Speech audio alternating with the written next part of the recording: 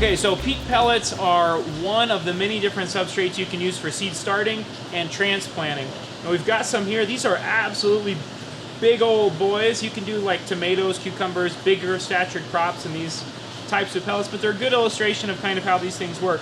Now these come in a lot of different sizes, and usually we're using ones that are quite a lot smaller, but these are really nice because they pack flat, and you can get them in these kind of, you know, already coming in the trays like this, or the way I usually get them is just loose, like a huge box of them, right?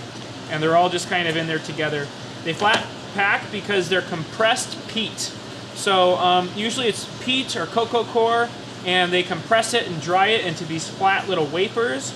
And then as soon as you drop it in water, it hydrates, just like those little capsules you had as a kid that turned into sponge animals, right? So exact same concept here. Makes them really cheap and easy to ship. But then once you drop them in water, whoop, they blow up, and you can plant your seedlings, and then of course transplant them. So pros, they're very easy to work with. They're cheap to ship. They transplant quite nicely, whether you're doing them in towers or doing them into the ground. They're a great little product. The cons are that these little baggies are not very biodegradable, and if you handle them roughly, they can rip open, and then you kind of just have this, you know, peat kind of all over the place. It can be a little messy, but you know, they're a good product overall. I really like them for certain crops, things like tomatoes, cucumbers, larger statured stuff, and certainly for transplanting in the garden. But of course, remind you again, you will be digging these little baggies out of your garden for a while because they are not biodegradable, typically.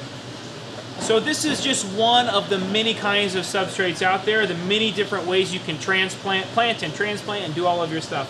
If you want to learn more, check out the USU course on substrates. It was an amazing webinar with the guys from Horde Americas. They talked about all the different substrates out there, what you need to be thinking about in choosing the right substrate for the right plants for the right application.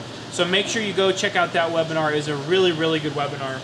Thanks as always for watching. If you have questions, submit them below, and as always, please subscribe.